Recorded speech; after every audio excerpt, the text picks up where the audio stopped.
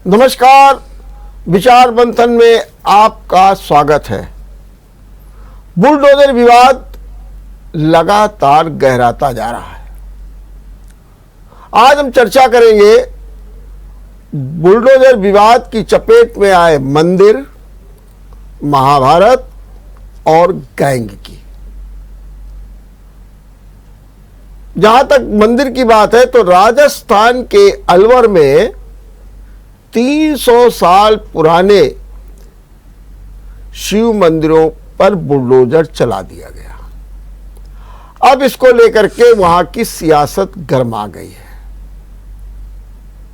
कांग्रेस कह रही है कि बीजेपी धार्मिक उन्माद बढ़ा रही है और बीजेपी कह रही है कि देखिए, जहांगीर पुरी में आंसू बहाने वाले किस तरीके से आस्था पर ठेस पहुंचा रहे हैं, हिंदुत्व पर ठेस पहुंचा रहे हैं। राजस्थान में इस समय तेजी के साथ माहौल गरमाया हुआ है। सवाल ये उठता है, क्या ये जहांगीर पुरी का विवाद जो है उस पर ये पलटवार है जैसा आरोप लगाया जा रहा है, या कुछ अन्य? और दूसरा, महाभारत क्या है? अब बुलडोजर विवाद पर लगातार रिएक्शंस आ रहे हैं। मुस्लिम गुरु तौफीक रजा ने कहा है कि हम जल्द ही जेल भरो आंदोलन छेड़ेंगे, हम सड़कों पर उतरेंगे। और उन्होंने भी कहा कि महाभारत होगा। बल्कि जिस तरीके के बयान आते हैं उससे कभी ना कभी बड़ी विचलन सी हो जाती है।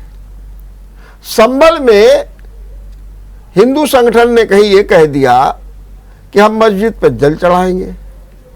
उसके जवाब में सांसद वर्ग का एक बयान आ गया, अगर ऐसा होगा तो फिर खून बहेगा। तीसरी बात आई गैंग की। ये गैंग शब्द का कहां से प्रयोग हो गया? भारतीय जनता पार्टी के दिल्ली के अध्यक्ष आदेश गुप्त क्या कह रहे हैं? एक गैंग आरोपितों की, मतलब जो पत्थरबाज है, जो दंगाई है, उनकी संपत्तियों को बचाने में जुट गया है। ये कहा है कि एक गैंग पत्थरबाजों, दंगाइयों की संपत्ति को बचाने में जुट गया है। आज हम इसी पर चर्चा करेंगे और ये जानने का प्रयास करेंगे कि ये जो मंदिर, महाभारत, गैंग, ये तीनों बातें हैं, इनका मैसेज क्या जा रहा है? क्या समाज में एक नया विवाद हो रहा है, या फिर सिर्फ मुद्दों को तूल दिया जा रहा है, या छोटी छोटी बातों को तूल दिया जा रहा है? और इस चर्चा में भाग लेने के लिए हमारे साथ 3 मेहमान जुड़ गए हैं। हम आपको परिचय करा दें। हमारे साथ हैं भारतीय जनता पार्टी से फैसल सिद्दीकी, मैं आपका बहुत बहुत स्वागत करता हूं। हमारे साथ है कांग्रेस से इंजीनियर अंकित, मैं आपका भी बहुत बहुत स्वागत करता हूं। और हमारे पास हैं समाजवादी पार्टी से मोहम्मद सारिक, मैं आपका भी बहुत बहुत स्वागत करता हूं। सबसे पहले मैं बात करूंगा अंकित से।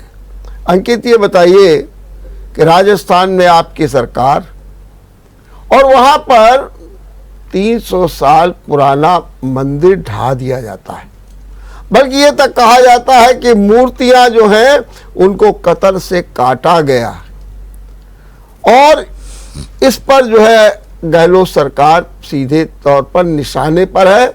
और ये कहा जा रहा है कि जो जहांगीर पुरी है उसका बदला है। क्या कहना है आपका?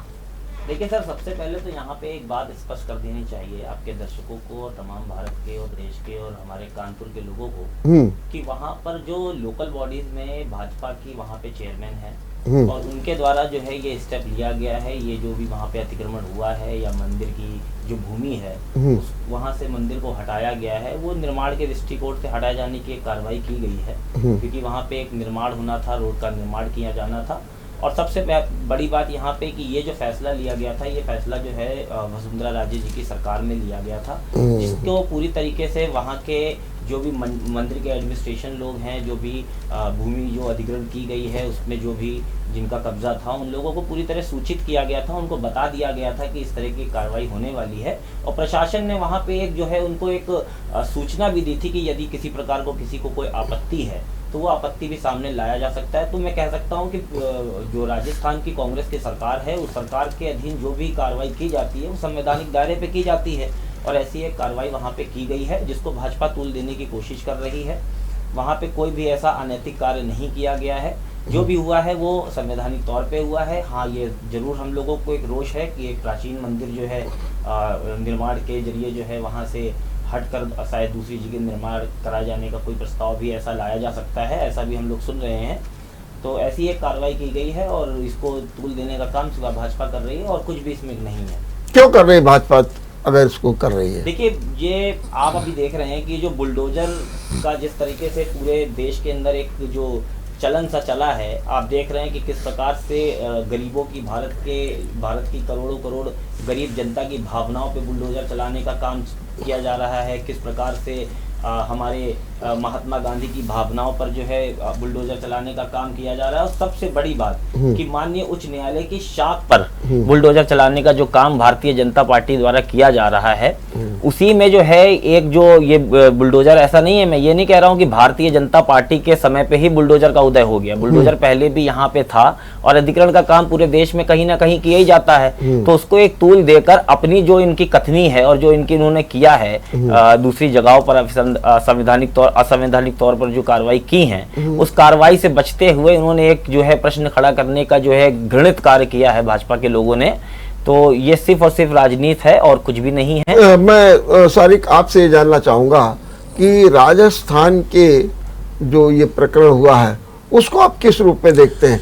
क्या निश्चित रूप से, मैं जो सवाल अभी अंकित से कर रहा था कि जो जहांगीरपुरी में जो हुआ, मस्जिद पर जो बुलडोजर चलाया गया, उसका गेट टूट गया, सब कुछ हो गया, क्या यही काम राजस्थान में किया गया? देखिए, आपको बताएं, भारतीय जनता पार्टी और कांग्रेस पार्टी एक सिक्के के दो पहलू हैं। ठीक। मंदिर मस्जिद के नाम पर किस तरह विवाद उत्पन्न करना है, ये इन लोग दोनों का पुराना इतिहास है। अगर मैं बात करूं, भारत के प्रधानमंत्री श्री पंडित जवाहरलाल नेहरू जी ने भी बाबरी मस्जिद प्रकरण में मंदिर में जब मूर्तियां रखी गई तो उन्होंने नज़रअंदाज किया, ये सोच के कि वो आगे काम आएगा। सन 1992 में हमारी बाबरी मस्जिद शहीद की गई और राजीव गांधी जी ने ताला खुलाया।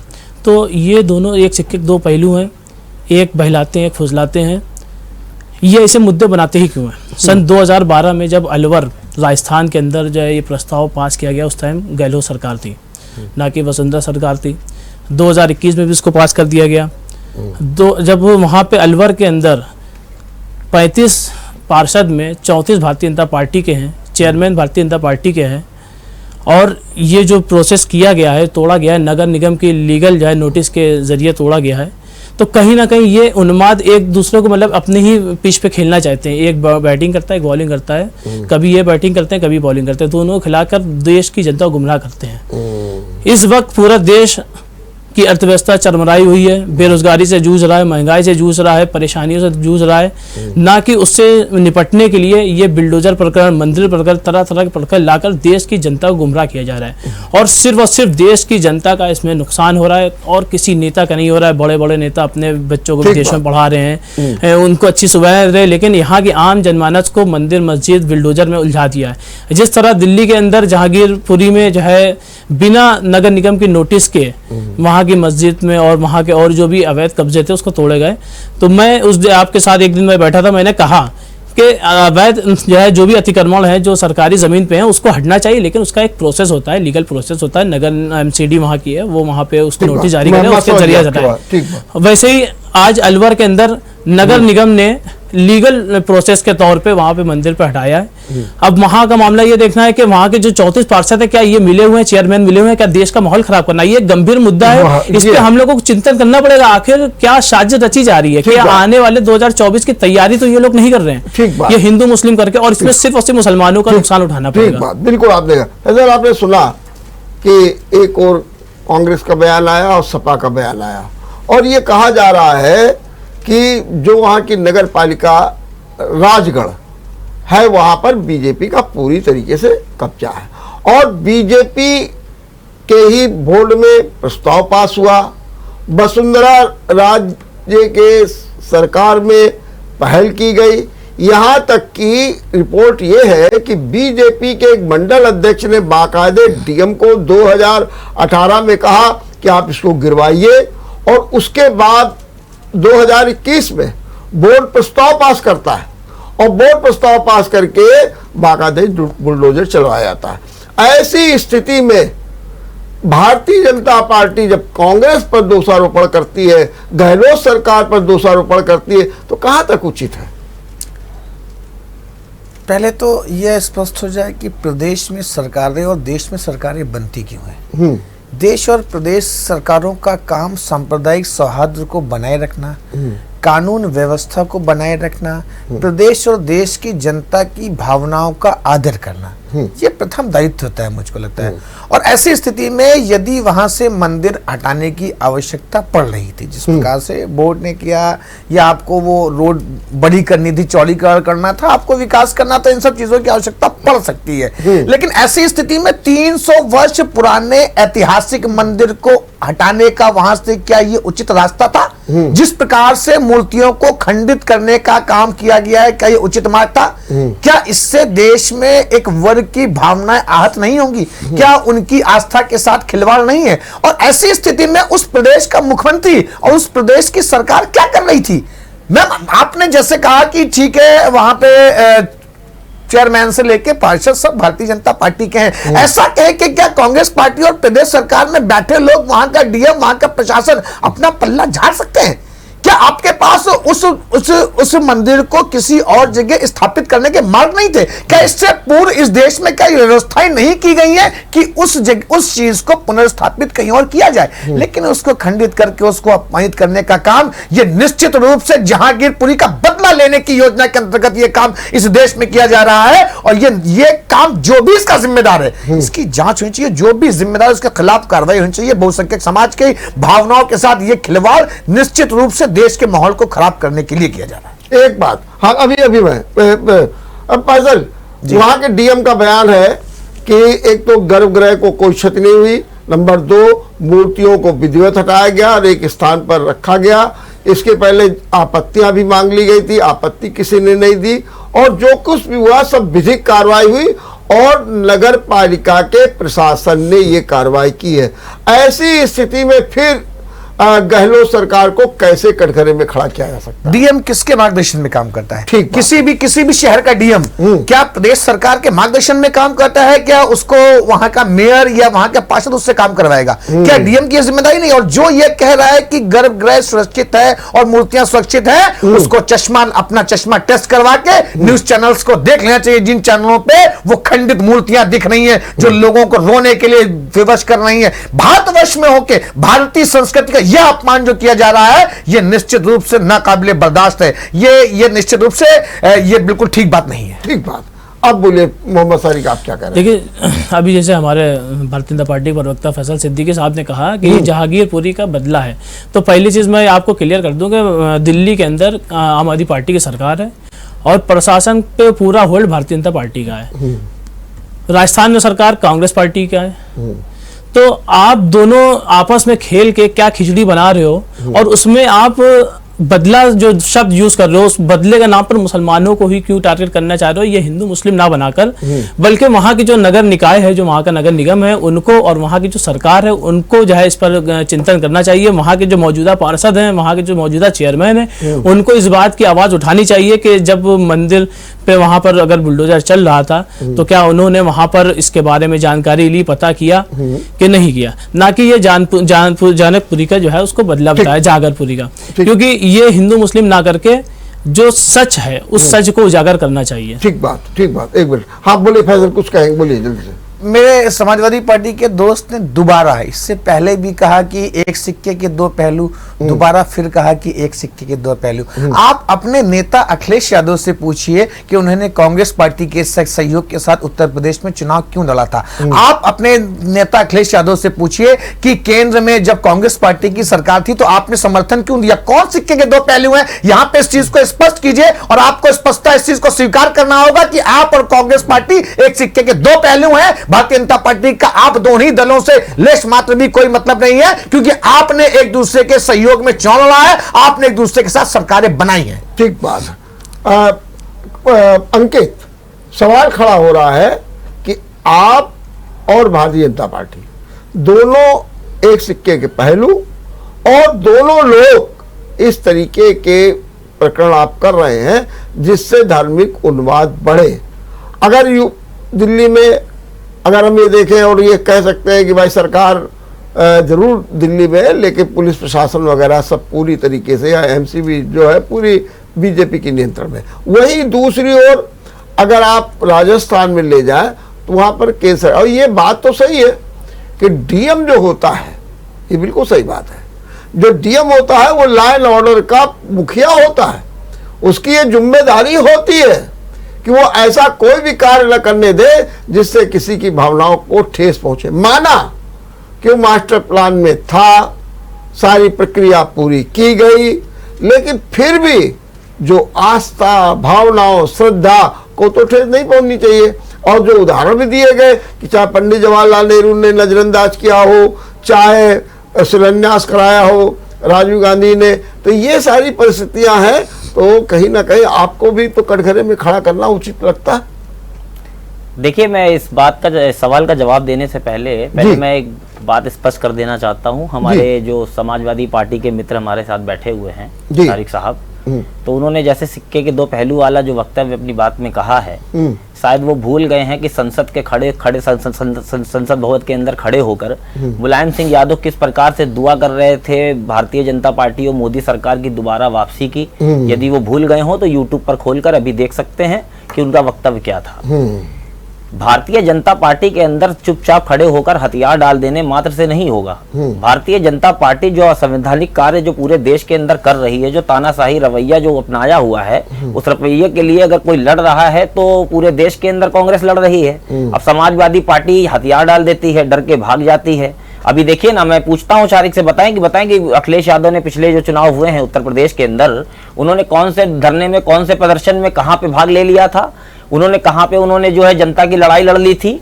सिर्फ एक बात कर लेने मात्र से नहीं होगा, जनता के साथ में खड़ा होना भी आपका नैतिक धर्म है और उस धर्म को आपको निभाना होगा। आप आग और पानी को मिला देने की बात कर रहे हैं। आप ये कह रहे हैं कि भारतीय जनता पार्टी और कांग्रेस की जो है वो साठगांठ है। आप देखिए, पूरे देश के अंदर जब कभी भी कोई भी अनैतिक कार्य होता है तो कांग्रेस के करोड़ों करोड़ कार्यकर्ता उसके खिलाफ आवाज उठाते हैं, और आप बात कर रहे हैं कि लेकिन ये बताइए कि जो राजस्थान में मंदिर पर बुलडोजर चला, कहीं ना कहीं नैतिक जिम्मेदारी, सैद्धांतिक जिम्मेदारी सरकार की नहीं है क्या? मैं वहीं पे आ रहा हूं। देखिए, पूरे देश के अंदर जो ये हिटलर शाही जो लोगों ने रवैया अपनाया था भारतीय जनता पार्टी ने, इसको लामबंद होकर हम लोगों ने घेरने का काम किया था। अब उनको एक मौका मिल गया। मैंने अपनी बात में, पहली बात में पूरी तरह स्पष्ट कर दिया है कि वहां के लोगों को, मंदिर ट्रस्ट को पूरी तरीके से इसकी जानकारी दी गई थी, किसी प्रकार की कोई आपत्ति नहीं आई। उसके बाद ये कार्रवाई विधि पूर्वक की गई है। अब उसमें इनको अगर ये कहना है कि वहां पे जो है कोई भी, हाँ ठीक है, मैं भी उसी विशेष धर्म से आता हूं और मैं भी कहता हूं कि एक प्राचीन मंदिर था और हमारी लोगों की भावना है, लेकिन उसको अगर प्रशासन ने और पूरी संवैधानिक तौर पर एक निर्णय लिया है और हमको सूचित भी किया था कि यदि कोई आपत्ति हो तो आपत्ति पेश करनी चाहिए। भारतीय जनता पार्टी के कार्यकर्ता वहां क्या कर रहे थे? वसुंधरा राजे क्या कर रही थी? जो एमसीडी में बैठे हुए वहां पे 34 जिनके पार्षद है, वो क्या कर रहे थे? उन्होंने क्यों नहीं आपत्ति जताई? अब जब उन्होंने कार्रवाई कर दी है तो देश के अंदर जब घेरे जा रहे हैं बिल्डोजर बाबा लोग, तो उसमें एक मौका मिल गया है कहने का, तो कह लीजिए। और इसकी जांच भी मैं स्वयं मांग करता हूं, मैं मांग करता हूं, केंद्र सरकार से भी मांग करता हूं कि यदि चाहे तो इसकी जांच कर ले। जो भी कार्रवाई राजस्थान के अंदर हुई है, हम एक लोकतांत्रिक संगठन है, हम लोग एक लोकतंत्र के अंदर विश्वास रखते हैं। और ये बात बड़ी कायदे की अंकित ने कि भाई आप लोगों ने क्यों नहीं आपत्ति की। वहां के एसडीएम कह रहे हैं कि हमने तो साज उस समय बीजे। और दूसरी चीज है, माना कि इसमें गहलोत सरकार की मिली भगत, हम एक बार ये भी मान लेते हैं, कैसे बुलडोजर निकल गया। अगर हमारे यहाँ नगर निगम में है यही अंतर, इसी अंतर की बात हम लगातार आपसे करना चाहते हैं। यही अंतर हम लगातार आपके समक्ष प्रदर्शित करना चाहते हैं कि एक तरफ जहां 300 साल पुराने मंदिर को खंडित करने के काम करने के बाद भी इस देश के बहुसंख्यक समाज ने कानून के दायरे में रह के अपना विरोध किया है। यह जागीरपुरी में क्यों नहीं हुआ था, और उन लोगों ने जिन्होंने कानून तोड़ा, इन राजनीतिक दलों ने उनका पक्ष क्यों रखा, एक विषय। दूसरा विषय है, यदि आप कहते हैं कि मंदिर के बोर्ड को इस बात की जानकारी दी गई थी और कहा गया था कि यहां से इस मंदिर को उठा के दूसरी जगह रखा जाएगा, लेकिन इस तरह से उन मूर्तियों को खंडित किया जाएगा, क्या इसकी जानकारी आपने दी थी? और जब डीएम वहां पे खड़ा, जब एसडीएम उस बात को जान रहा, कलेक्टर वहां पे खड़ा है, उसकी निगाह में यह सब प्रक्रिया हो रही थी। उसको कानून व्यवस्था के अंतर्गत कोई धार्मिक उन्माद ना पैदा हो, लोगों की भावनाएं आहत ना हो, क्या उसको इस चीज की चिंता नहीं थी? उसके राजनीति उसको जिन लोगों ने शव दे रखी, कांग्रेस पार्टी के लोगों ने, उन्होंने जानबूझ के ये करवा के इस देश के बहुसंख्यक समाज की भावनाओं को आहत करने का काम किया है। ये एक योजनाबद्ध काम है, ये एक योजना के अंतर्गत काम किया गया है। ठीक बात, अंकित बोलो, जल्दी बोलिए। देखिए, बड़ा हास्यास्पद है कि जो ये नए नवेले देशभक्त आज भारत के अंदर कथित तौर पर दिख रहे हैं, ये जो है बहुसंख्यकों की और अल्पसंख्यकों की बात करते हैं। अभी देखिए कितने रामनवमी के पूरे देश भर में आपने जुलूस देखे, किस प्रकार से ये लोग जो है पूरे किसी विशेष धर्म के लोगों के जो स्थल हैं वहां पे जाके कैसे झंडे लहरा कर और मस्जिदों में कैसे झंडे चढ़ाने का किया जा रहा था। वहां पे कोई तकलीफ नहीं होती है, आप न्यूज़ चैनल पे बैठ के इस देश के जहां से संवैधानिक तौर पर बनाइए, आप इस देश पे बैठ के इस देश के मुस्लिम समाज पर गिरफ्तार खड़ा कीजिए। आप नहीं करके लोगों की भावनाओं को भड़का के ये विशेष चलवाने का काम आप जैसे दलों ने किया है, आपको भड़काया है। नागरिक की बात होनी चाहिए, इस देश में हमेशा इसकी बात होनी चाहिए। जब तक कांग्रेस का कार्यकर्ता और जो लोग हैं तो पूरी तरीके से सबकी बात होगी, यहाँ पे किसी विषय की नहीं होगी। आप बताइए, जब मंदिरों पे खर्च के आप भगवा झंडा लगाने की बात कर रहे थे, तब आप कहाँ पे थे? कभी देश के तिरंगे को माना नहीं, कभी आजादी के आंदोलन में आए नहीं, 5 नाम आप गिना नहीं सकते, आप 5 नाम गिना नहीं सकते। ये मेरे देशभक्त लोग हैं, ये सिर्फ उन्माद हटाने के लिए आए हैं, इनके लिए कोई बात नहीं है। जब भी बात करेंगे एक विशेष धर्म, एक विशेष जाति, बहुसंख्यक, और इनके पास कुछ नहीं है। जहाँ पे संवैधानिक तौर पे काम किया गया वहाँ पे आपत्ति है। मंदिर के ऊपर चढ़ के बात किया गया, मस्जिदों पे चढ़ा गया, कहाँ के लिए नहीं बोले जा रहे हैं?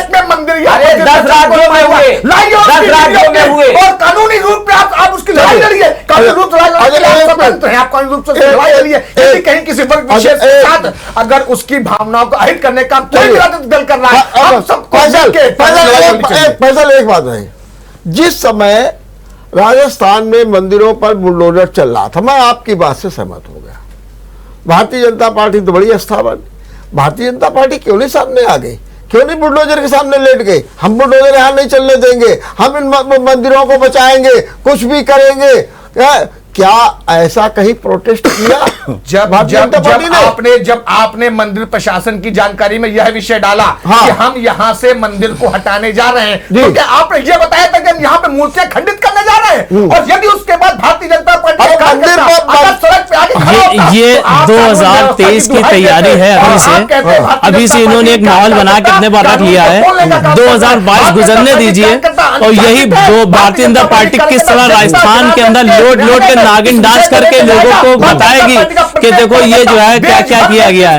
ये एक मुद्दा बना के अपने पास रखने का काम कर रहे हैं। भारतीय जनता पार्टी की मंशा बिल्कुल साफ नहीं रहती है, भारतीय जनता पार्टी की मंशा बिल्कुल साफ नहीं रहती है, वो अपने मुद्दे बना के पहले से रखती है। ये आने वाले राजस्थान के विधानसभा चुनाव की ये तैयारी करके रख रहे हैं, इसलिए आज वो नहीं बोल रहे। ये तब बोलेंगे जब वोटिंग का टाइम होगा, तब लोगों को गुमराह करने का काम करेंगे, तब झूठे लांछन लगाएंगे, झूठ बात करेंगे कि सरकार ने ये कर दिया वो कर दिया, जबकि वहां की नगर निगम के ऊपर कोई भी आरोप नहीं लगाए जाएंगे, क्योंकि वहां पर इनकी जो छोटी सरकार है, जो शहर की सरकार है, वो भारतीय जनता पार्टी की सरकार है।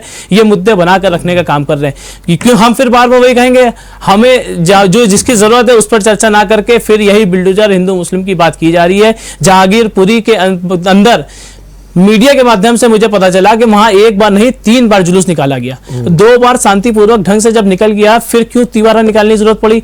क्योंकि उनको दंगा कराना ही था। उनके प्लान में था कि इस रोड पे हमें दंगा कराकर यहाँ के लोगों को पीड़ा पहुंचानी है। जब एक बार जुलूस निकलता है, हम चलिए 2 बार निकाल लिया, लेकिन ये तीसरी बार निकालकर मस्जिदों के ऊपर चढ़कर झंडे लगाने की क्या जरूरत है?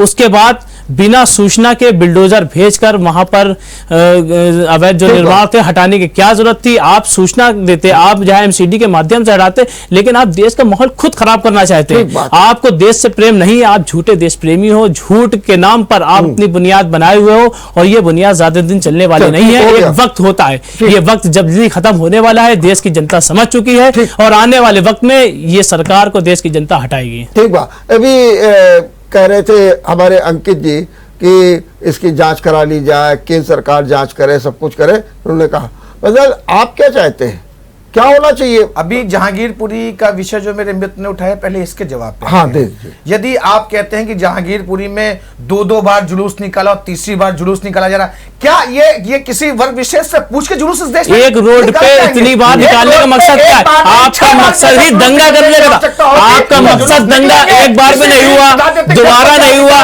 तिवारा में हुआ। तिवारा ना होता आप चौबारा निकालते, चौबारा में ना होता पचारा निकालते, क्योंकि आपके जो लोग दंगाई लोग थे उस वक्त नहीं पहुंच पाए। जब आपके दंगाई लोग वहां पर पहुंच गए, दंगा फैला दिया, तब आप लोगों के मन को शांति मिली। आप दंगा जब तक नहीं हुआ, आप लोगों के मन को शांति नहीं मिली थी। मन को शांति तब मिली जब वहां के अंदर दंगा मिल गया, वरना एक रोड से एक ही बार जुलूस निकलता है। आपसे मैं डॉक्टर साहब पूछना चाहता हूं, आप इतने वरिष्ठ हैं, आपके जीवन काल में क्या कभी ऐसा सुना कि एक बार जुलूस निकलने के बाद उस रोड पर दोबारा निकला हो? आप बताएं। वापसी नहीं होता है, उस रोड से दूसरी रोड से वापसी होता है। जवाब सुनना होगा। कि आपने जहांगीरपुरी दंगे में अगर भारतीय जनता पार्टी का नाम लिया है, तो भारतीय जनता पार्टी के कार्यकर्ताओं ने उन घरों की छत पे जाके पत्थर नहीं रखे थे। भारतीय जनता पार्टी के कार्यकर्ताओं ने एक दिन 16 लोगों के साथ बैठ के मीटिंग नहीं की थी, जिस मीटिंग के फुटेज न्यूज़ चैनल्स पर लगातार दिखाए जा रहे हैं, और जो घरों के ऊपर पत्थर रखे हुए थे वो तैयारी के तहत थे। फाइल एक सवाल का जवाब हमको दी। आपने एक बात कहा कि हम 10 बार निकालेंगे, तो कोई क्या आप लोग अब कानून व्यवस्था को कहीं नहीं मानेंगे? आप नहीं बात सुनिए। एक तो नंबर 1 आप कह रहे बार बार हमको, हम तो बहुसंख्यक हैं, हम तो 10 बार निकालेंगे, तो क्या मतलब है? दूसरी चीज, आपने वहां पर जो जुलूस निकाला, आपको मालूम है कि आपने उसकी अनुमति तक नहीं ली थी, तो क्या अब इस तरीके से आप मनमानी की जाएगी? देख रहे हैं आपकी जानकारी में है कि पूर्व के 2 जुलूसों की परमिशन थी, तीसरे की परमिशन के लिए एप्लीकेशन कलेक्टर के डीएम के ऑफिस में थी, जिसको दंगा कराना था, इसीलिए परमिशन नहीं थी। स्वीकार किया। आप लोग प्री प्लान थे, आप लोग के दंगाई सब आ चुके थे, इसलिए उसका परमिशन नहीं थी। की व्यवस्था कहां से हुई थी? वो गुम्मे जो उन घरों की छतों पे रखे हुए थे, उनकी तैयारी किस योजना के अंतर्गत थी? आज इस न्यूज चैनल को उसका जवाब आप देखिए। एक बार सुनिए, अब आप ही देखिए हमारे योगी सरकार ने कितने अच्छे नियम दिए। कोई भी धार्मिक जुलूस बिना इजाजत के नहीं निकलेगा, कोई नई परंपरा नहीं डाली जाएगी, नया जुलूस नहीं निकलेगा, लाउड स्पीकर जो है ऐसा बजाएं कि परिसर के अंदर रहे, कहीं नया लाउड स्पीकर नहीं लगेगा। अगर आप जुलूस भी निकालेंगे तो कहा जाएगा कि आप एक हलफनामा दीजिए, सौद दे, ये नियम है। तो आप इन नियम को क्या नहीं मानेंगे? क्या आप इन नियमों को तोड़ देंगे? और आपको मालूम है गोरखनाथ मंदिर का जो माइक था उसकी आवाज धीमी कर दी गई है, मथुरा की भी धीमी कर दी गई है जी। और आप कहेंगे कि नहीं हम इसको नहीं मानेंगे? क्या आप बताइए? जब किसी राजनीतिक दल के लोग कहेंगे कि आपने 3 बार जुलूस निकाला, किसी राजनीतिक दल के लोगों को, आपकी मंशा थी दंगा करना, इसलिए आप 3 बार निकाल लिया। आप तीसरी बार निकलते ना होता तो चौथी बार निकालते। अगर वहां तीसरी बार में दंगा ना होता तो आप चौथी बार निकालते, चौथी बार में ना होता 5वीं बार में निकालते। आप तब तक वहां पर जुलूस निकालते जब तक वहां का माहौल ना खराब करते। आपको देश का माहौल खराब करना था, इसलिए आप लगातार जुलूस पे जुलूस निकालते रहे। आपकी मंशा खराब थी, आपकी मंशा में दंगा कराना था। जब दंगा हो गया तब आपके मन को शांति मिली। कानून के दायरे में रहकर हमें विरोध करना होगा। यदि कोई भी व्यक्ति कानून के दायरे की बात करते हैं तो आपने परमिशन तक के क्यों नहीं करना होगा? अंकित बोलिए, क्या कुछ कह रहे? पहले अंकित बोले, फिर मैं इसको करूंगा जी।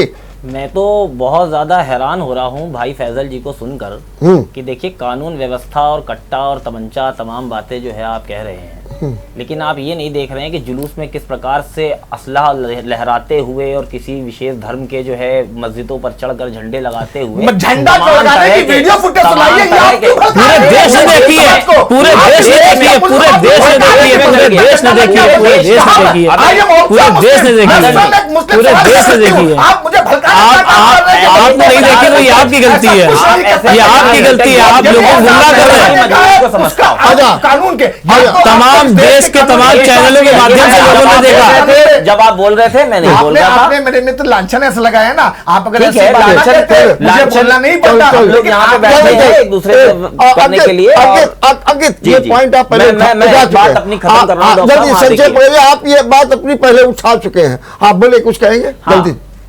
मैं इतना कह रहा था कि जैसे कि अभी आपने फैजल भाई से कहा कि जो भी योगी सरकार ने जो निर्णय लिए हैं, जो भी फैसले लिए हैं, उन फैसलों को और संविधान को और कानून को आप मानेंगे कि नहीं मानेंगे। एक प्रश्न आपने किया, उसके लिए तो सबसे पहले मैं आपसे धन्यवाद देना चाहता हूँ। दूसरी चीज मैं आपको बताता हूँ कि ये कतई नहीं मानेंगे, उसका बहुत बड़ी वजह है। हाँ। देखिए भारत के जब स्वतंत्रता का संग्राम हुआ तभी लोगों ने स्वतंत्रता संग्राम का बहिष्कार किया, नहीं आए सामने, नहीं लड़ा, देश का बहिष्कार किया, तिरंगे का बहिष्कार किया। और इस सबसे अहम बात मैं आपको आज बताता हूं, शायद हमारे फैजल भाई नहीं जानते होंगे, जो आरएसएस के सेकंड संस्थापक थे एमएस गोलवलकर साहब, वो अपनी बातों में कहा करते थे, do not fight with Britishians, fight with internal armies which are Dalit, Muslim and communist. तो क्या फिलॉसफी पे काम करते हैं? आपको केवल मुसलमानों से परेशानी है, आपको दलितों से परेशानी है, आपको इस देश के गरीबों पे परेशानी है, उसी पे बुलडोजर चला रहे हैं। और जब स्वतंत्रता के संग्राम में जब भाग नहीं लिया, जब तिरंगे को 50 साल माना नहीं, तो कैसे किसी के कानून को मान लेंगे? ऑब्वियस सी बात है, ये कानून को नहीं मानेंगे, ये कानून को हाथ में लेकर एक सवाल का जवाब को, और एक मिनट, राजस्थान में आप क्या अपनी उस नगर पालिका की बीजेपी को दोषी नहीं मानते हैं जिन्होंने मंदिरों पर बुलडोजर चलाने का प्रस्ताव अपने बोर्ड में पास किया था, और उसके लिए आपकी क्या डिमांड है? मुझे लगता है संभवतः जो मेरी जानकारी में आया कि भारतीय जनता पार्टी ने 3 मेंबर्स की एक टीम बनाई है, एक कमेटी बनाई है, जो कमेटी इस चीज की जांच करेगी। हम मुंह छुपाने वाले लोग नहीं है भाई साहब, हम सामना करते हैं हर एक चीज का, हम सच्चाई का सामना करते हैं। हमने 3 लोगों की जो कमेटी बनाई है, वो कमेटी इसका निर्णय लेगी कि उसमें हमारे पार्षद या हमारे चेयरमैन के माध्यम से कोई गलती तो नहीं है, या सरकार से कहाँ गलती हुई है, इसका वो कमेटी निर्णय लेगी। हम यहाँ पे बैठ के कैसे इस चीज का निर्णय ले सकते हैं? लेकिन ये हम जरूर जानते हैं कि जो कुछ भी हुआ डीएम को उसकी जिम्मेदारी लेनी होगी, और डीएम को संचालित करने वाली प्रदेश सरकार को उसका जिम्मेदार मानना होगा। चलिए चर्चा कर रहे हैं मंदिर, महाभारत और गैंग की। एक बात समझ में ये नहीं आती कि जब भी कोई ऐसे मामले होते हैं तो वहां पर राजनीतिज्ञों का मेला लगने लगता है। अगर जागीरपुर में जाइए तो इन दिनों आप देखिए कि कोई ना कोई राजनीतिक दल के व्यक्ति आ रहे हैं। आज ही समाजवादी पार्टी का एक प्रतिनिधिमंडल गया, कल कांग्रेस थे, आम आदमी पार्टी थी, तृणमूल कांग्रेस थी, कम्युनिस्ट, और बहुत से तो ऐसे ही जिनका हम लोगों को पास जानकारी भी नहीं आती, सब पहुंच जाते हैं। और वही दूसरी ओर इससे भी एक विपरीत रिएक्शन होता है, प्रतिक्रिया होती है। और दूसरा, जब ऐसे माहौल को देख करके क्या जब लोग और भी बयानबाजी करने लगते हैं तब क्या स्थिति होती है? वैसे क्या आपको नहीं लगता है कि इन दिनों जागीरपुर या जो राजस्थान के मंदिर एक विशेष प्रकार का समाज में, खास तौर से जब त्योहार के वक्त है, एक खाई सी बढ़ती दिख रही है?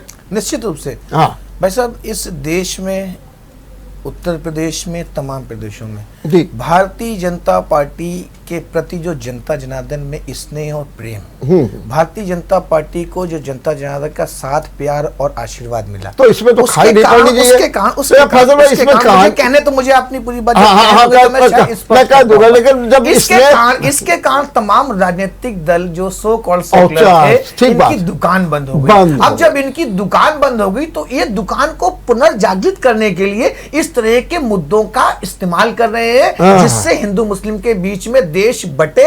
और हिंदू, क्योंकि हमें मुसलमानों ने वोट देना शुरू कर दिया है। इस उत्तर प्रदेश के विधानसभा चुनाव में 8% मुस्लिम समाज के हमको वोट प्राप्त हुए। तो ऐसी स्थिति में इन सो कॉल्ड सेकुलर्स को यह लग रहा है कि ये जो मुस्लिम वोट बैंक ही हमारे पास बचा था, जिसको हम भड़का भड़का के वोट बैंक के रूप में इस्तेमाल कर रहे थे, ये भी अब हमारे हाथ से जा रहा है। तो ऐसी स्थिति में मुस्लिम समाज को भड़का के, मुस्लिम समाज को गुमराह करके जिस तरह से जहांगीरपुरी वाला कांड कराया गया, इस तरह से इन सो कॉल्ड सेकुलर दलों के माध्यम से पूरे देश में तो सरकार समाज को मोहरा बना के काम किया जा रहा है। आपकी सरकार केंद्र में भी, आपकी सरकार प्रदेश में भी, आपकी सरकार तो कानपुर में भी है, तो ये जो केंद्र की सरकार, वहां पर पुलिस भी है, तो हमने जो किया विभिन्न प्रकार का माहौल हो रहा है, हमने तो, किया ना। हाँ। जहांगीरपुरी के दंगे के बाद जब वहां से 18 मुस्लिम समाज के लोग, 7 हिंदू समाज के लोगों को अरेस्ट किया, तो फिर हम पे इल्जाम लगा कि हम एक समाज विशेष के लोगों को अरेस्ट कर रहे हैं। लोग भूल गए कि 7 लोग हिंदू समाज के भी वहां अरेस्ट हुए थे। दूसरी बात, जब अगले दिन हमने बुलडोजर चला के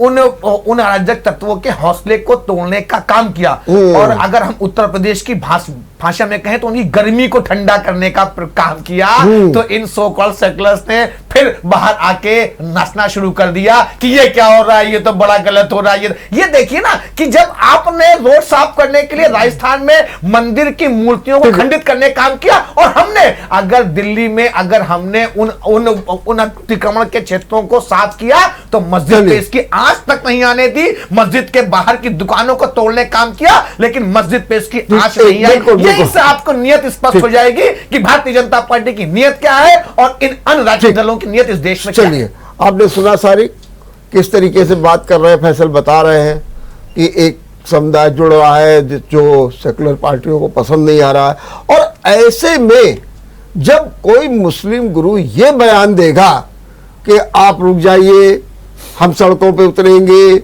हम जेल भर देंगे, अब तो महाभारत होगा, तो इससे तो जो खाई है, ये तो स्वीकार कर रहे हमारे फैसल भाई भी कि हाँ बड़ी है, वो तो और बढ़ेगी, और ये समाज में एक विलक्षण स्थिति नहीं पैदा हो गई क्या? इस तरीके के बयान उचित है क्या? देखिए, देश के अंदर जी मुस्लिम समाज को बहुत गलत निगाहों से देखा जा रहा है। जी, हमारे देश के प्रधानमंत्री कहते हैं कपड़ों से पहचाने जाएंगे। हमारे यहाँ क्या बन रहा है ये सरकारें चेक कर रही हैं। हम अपनी पसंद से खा नहीं सकते, हम अपनी पसंद से पहन नहीं सकते, हम अपनी पसंद से पढ़ नहीं सकते। अगर हम मदरसे गए, अरे हमारे देश के प्रधानमंत्री ने कहा, मेरी बात पूरी होने दीजिए, मेरी बात पूरी होने दीजिए, मेरी बात पूरी होने दीजिए, मेरी बात पूरी होने दीजिए, मेरी बात पूरी होने दीजिए। देश के प्रधानमंत्री जी ने क्या ये बयान नहीं दिया कि कपड़ों से पहचाने जाएंगे, और उनके एक बयान से कितने बेगुनाह लोगों को उठाया गया। ठीक है, हरियाणा सरकार ने, जो भारतीय जनता पार्टी की सरकार थी, वहां पे लोगों के घरों में क्या बन रहा है, किस तरह जो है मारा गया, लोगों को कूटा गया कि नहीं आप ये नहीं खा सकते, आप वो नहीं कर सकते। तो ये सब चीज, और लगातार हमारे धार्मिक स्थलों को निशाना बनाया जा रहा है। जिस तरह एमपी के अंदर, दिल्ली के अंदर, बिहार के अंदर, झारखंड के अंदर, कर्नाटका के अंदर जो मसला उठा इतना बड़ा, तो ये कहीं ना कहीं जो है समाज को दबाने का काम कर रहा है। अगर यही सब चीज अगर प्रेम से अगर कोई बात की जाए कि नहीं ये अतिक्रमण है, इसको हटाना चाहिए, तो यकीन मानिए अगर अवैध अतिक्रमण तो उसको हटाया जाएगा, बिल्कुल हटाया जाएगा। लेकिन ये गलत तथ्य से नहीं। आप हिजाब मामले में आपने कितना जो है उन्माद फैलाया, कितना उन्माद फैलाया।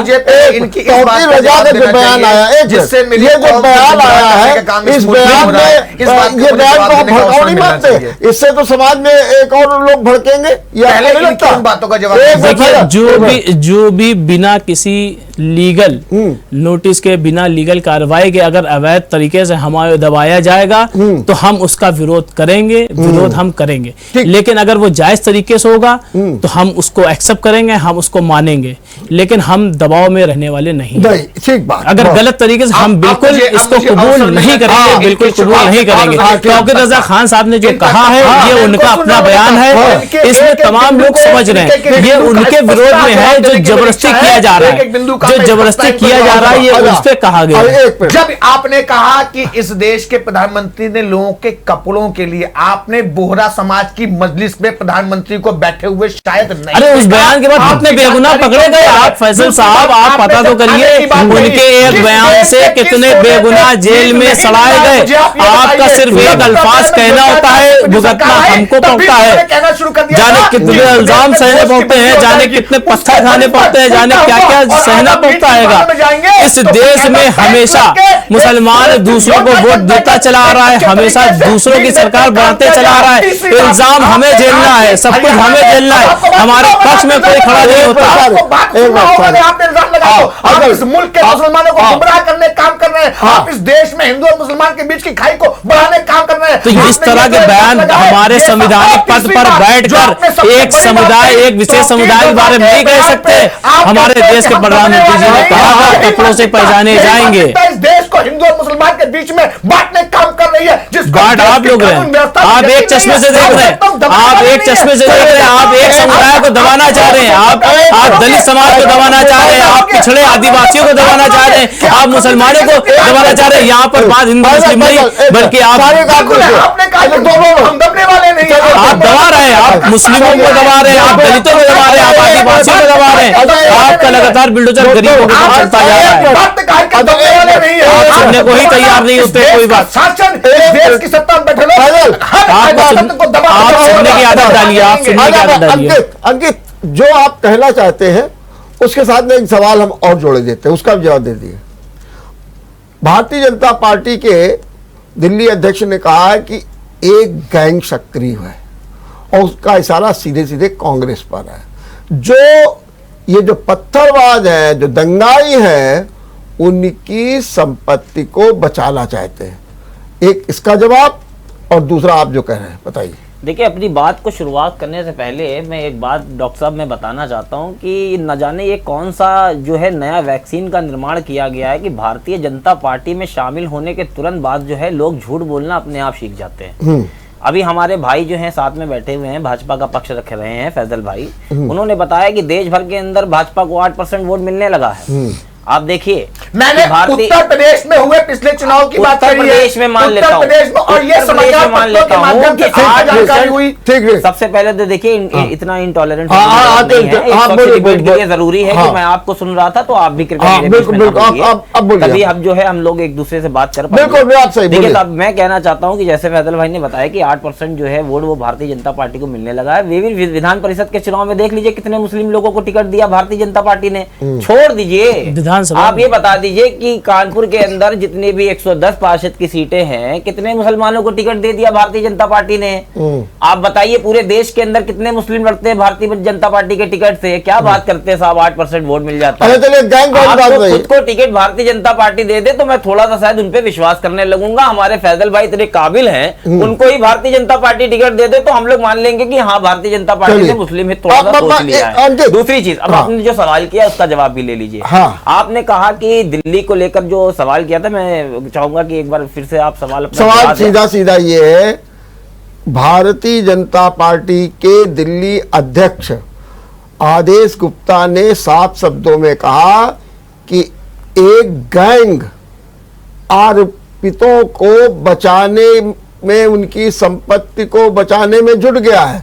माने उनका सीधा सीधा इशारा ये है कि कांग्रेस जो है, ये जो पत्थरबाज हैं, दंगाई हैं, उनकी संपत्ति को बचाने के लिए सीधे तौर पे सुप्रीम कोर्ट चला गया है, सब जगह आवाज उठा रहा है और उनको बचाना चाहता है। यही वजह है डॉक्टर साहब, यही वजह है। हाँ। जो सुप्रीम कोर्ट से अभी जो है हाल ही फटकारे गए हैं, उसी का ये तमाशा पूरे देश भर में देखने को मिल रहा है। सुप्रीम कोर्ट ने जिस प्रकार से अपना जजमेंट दिया और अपने जजमेंट में अधिग्रहण को रोकने का रोक लगाया, इस तानाशाही सरकार ने क्या किया कि मेरे पास ऑर्डर नहीं आए हैं और दड़ादड़ गरीबों के जो है मकान और जायदाद सब गिराना चालू कर दिया। जो इनटॉलरेंट वाला रवैया है इनका, जो तालिबानी संस्कृति से प्रेरित होकर जो भारत के अंदर ये लोग काम कर रहे हैं ना, इस काम पे ही जो है आपत्ति है।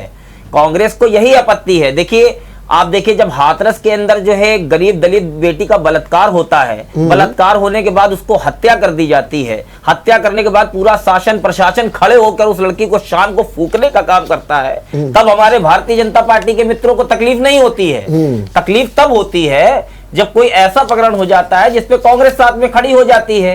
आज देश के गरीबों के लिए कांग्रेस लड़ रही है, आज देश में जो भी अनैतिक कार्य हो रहे हैं उसके लिए कांग्रेस लड़ रही है, तो उसको एक गैंग का रूप अच्छा, बताया जा रहा है। एक मिनट अंकित, एक लाइन में और बता सर, दीजिए। आप मुझे बताइए एक लाइन में। कि क्या धरना करना, प्रदर्शन करना या जेल भरना, क्या ये कोई असंवैधानिक कार्य है? हाँ, ये तो बिल्कुल। हमारे लोकतांत्रिक अधिकार बस, है। हो गया। अगर उसने किसी ने भी, किसी व्यक्ति ने भी ये किया है, मैं उनको नहीं जानता कि किसने क्या कहा है, लेकिन अगर कोई ये कह रहा है कि मैं जेल भरकर आंदोलन करूंगा तो इसमें क्या गलत है?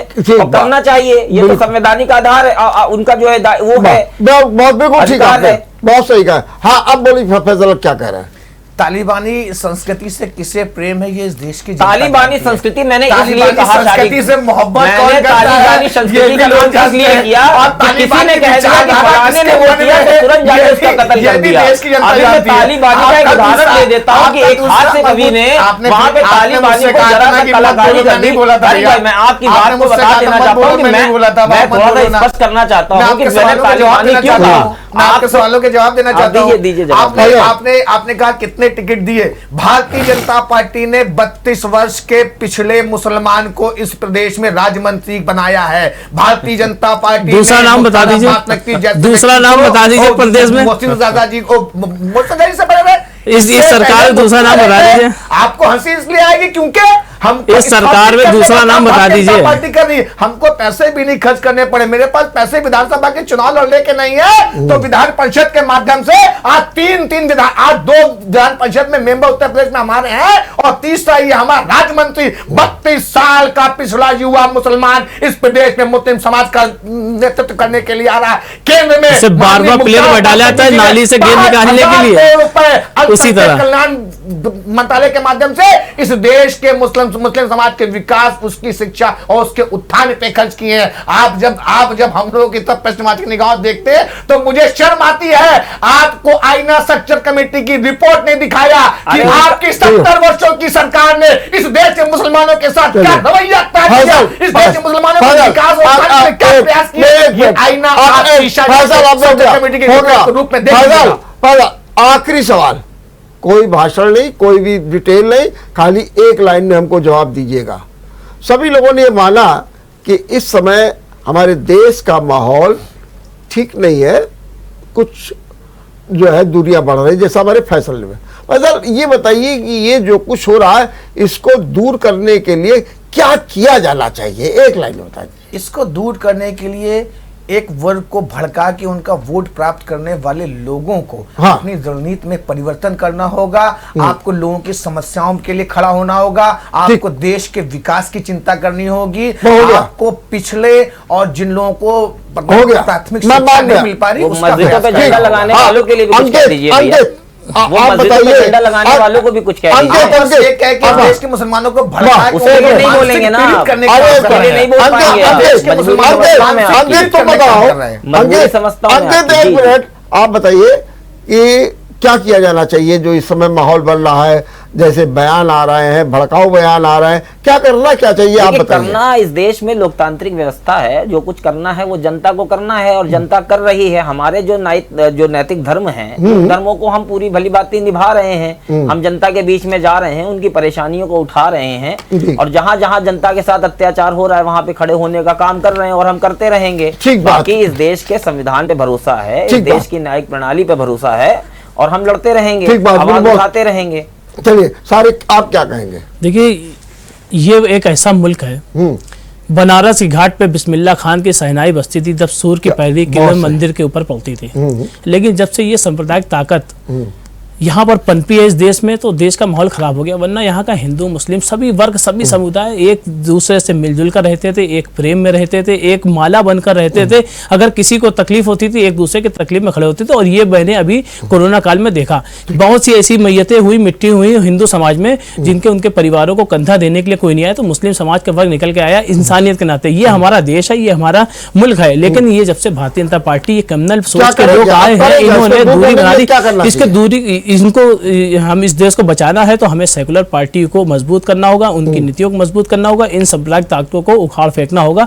इसी वजह से हमारा देश बेहतर हो सकता है, वरना हम ऐसे ही पीछे होते हैं। बहुत बहुत धन्यवाद फैसल जी, बहुत बहुत धन्यवाद, बहुत अच्छे ढंग से आपने की। सारी जी आपको बहुत बहुत धन्यवाद, और इंजीनियर अंकित आपको भी बहुत बहुत धन्यवाद। बहुत अच्छे ढंग से आपने बात की। बस जरूरत ये है कि इस समय जो बुलडोजर को लेकर के जो विवाद बढ़ रहा है, इससे जो दूरियां बढ़ रही हैं, इसको दूर किया जाए। इसके अपने अपने तरीके हैं और एक तरीका भाजपा ने बताया कि किस तरीके से जो ये ताकतें हैं उनको नेस्तनाबूद किया जाए सीधे तौर पे। वहीं दूसरी ओर कांग्रेस कह रही है हमें तो लोकतांत्रिक तरीके से इसका मुकाबला करना होगा और तीसरे सेकुलर ताकतें मजबूत हो, इसकी भी पहल सपा ने की है। देखते रहिए विचार मंथन। नमस्कार। अगर आपको हमारा वीडियो पसंद आया हो तो हमें लाइक करें, सब्सक्राइब करें और ज्यादा से ज्यादा शेयर करें और हाँ, बेल आइकॉन दबाना ना भूलें ताकि हर खबर का अपडेट आप तक पहुंचे तुरंत। आप हमें इंस्टा, ट्विटर और फेसबुक पर भी फॉलो कर सकते हैं। हमारी आईडी है @JMT News Flash।